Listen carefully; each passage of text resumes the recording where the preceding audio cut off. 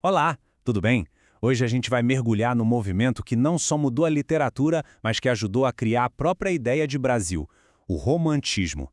E olha, já vou adiantando, apesar desse nome, a história aqui é bem maior do que um simples romance.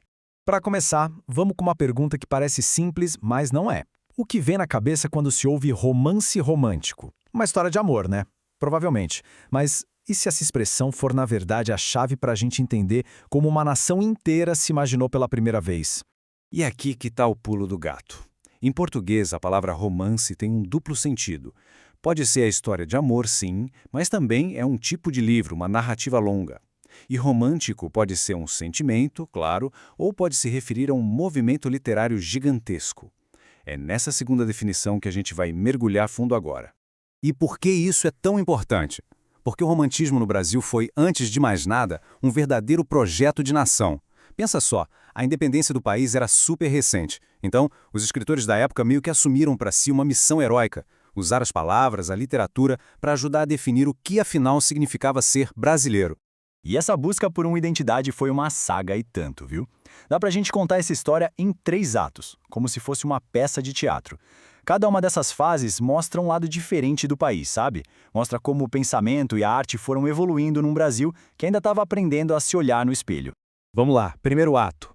Luzes no palco. É a fase nacionalista, que também é chamada de indianista. Foi o momento em que o Brasil olhou para dentro, para suas próprias raízes. Os escritores pintaram quadros imensos da nossa natureza e escolheram o indígena como o grande herói nacional. Aquele bom selvagem, sabe? Um símbolo de pureza e força da terra, de como ela era antes da chegada dos europeus. Mas aí, o cenário muda. O palco escurece de repente. A segunda fase é uma virada total, muito mais sombria e dramática. Ela foi super influenciada por uma melancolia que vinha da Europa e ficou conhecida aqui como o mal do século. O foco agora sai da nação e mergulha na angústia do indivíduo. É uma literatura cheia de pessimismo, de fuga da realidade, onde o amor é quase sempre impossível e a morte é vista como uma espécie de libertação. E então, no terceiro ato, a luz volta. Mas olha, é uma luz diferente. É a luz da consciência social. A literatura vira uma arma de verdade. Poetas como Castro Alves, por exemplo, usaram o poder das palavras para lutar contra a escravidão. A poesia virou palanque e os romances se tornaram denúncias poderosíssimas que ajudaram a mudar o rumo da nossa história.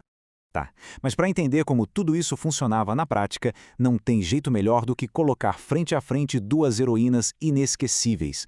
Elas foram criadas pelo mesmo gênio, mas representam 2 Brasis completamente diferentes, quase opostos. E esse gênio era José de Alencar. Ele foi o grande arquiteto literário do Brasil. Um cara capaz de construir tanto o mito de origem do país, quanto a crítica mais afiada da sociedade da sua época. Primeiro, vamos conhecer Iracema. Escuta só essa descrição, ela tá totalmente misturada com a natureza. Iracema não é só uma personagem, ela é a própria terra brasileira. Pura, intocada, idealizada. E tem mais, o nome dela, Iracema, é um anagrama perfeito de América. Isso não deixa nenhuma dúvida do papel simbólico dela, né? Agora, corta para Aurélia Camargo. Percebeu a mudança de cenário? A gente saiu da floresta e caiu direto nos salões brilhantes do Rio de Janeiro. A própria linguagem já entrega tudo. Meteoro, firmamento da corte. Aurélia é uma criatura da cidade, uma figura da alta sociedade, movida por paixão, por dinheiro e por um desejo de vingança implacável. E aqui o contraste fica escancarado. De um lado, a gente tem Iracema, o mito de origem, a mãe simbólica de uma nova nação. Do outro, Aurélia, a crítica ácida a essa mesma nação que agora é um lugar onde o amor e até as pessoas são negociadas como se fossem mercadoria. E a trama do livro Senhora é uma verdadeira novela das 9 do século XIX, juro. Cheia de reviravolta. A Aurélia usa a grana que herdou para se vingar do cara que a humilhou. Ela o compra, literalmente. E com isso expõe toda a hipocrisia de uma sociedade onde tudo, absolutamente tudo, tinha um preço. Mas no fim, como um bom romance romântico, o amor verdadeiro acaba encontrando um jeito de vencer.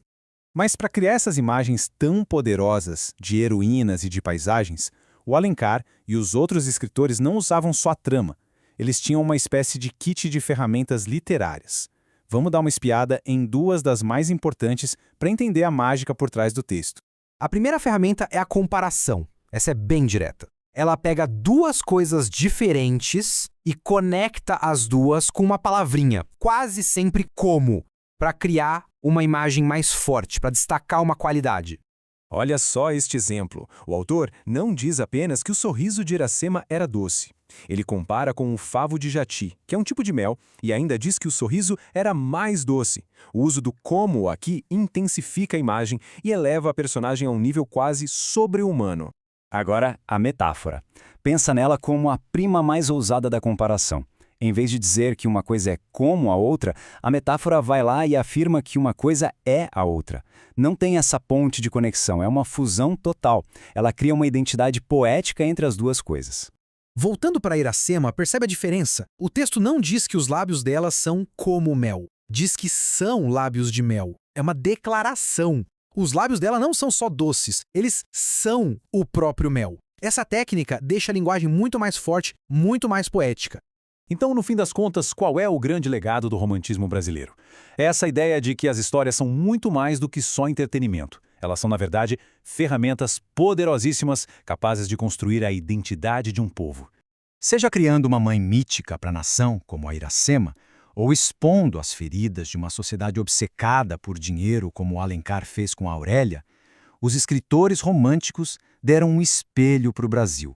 Um espelho para que uma nação ainda muito jovem pudesse se enxergar e sonhar com o que ela queria se tornar. E tudo isso nos leva a uma última reflexão. Toda nação é feita de histórias, de personagens que definem nossos ideais ou criticam a nossa realidade. Então, vale a pena a gente pensar. Quais seriam as grandes histórias fundadoras do nosso próprio tempo, do nosso lugar? Fica aí a reflexão. Até a próxima.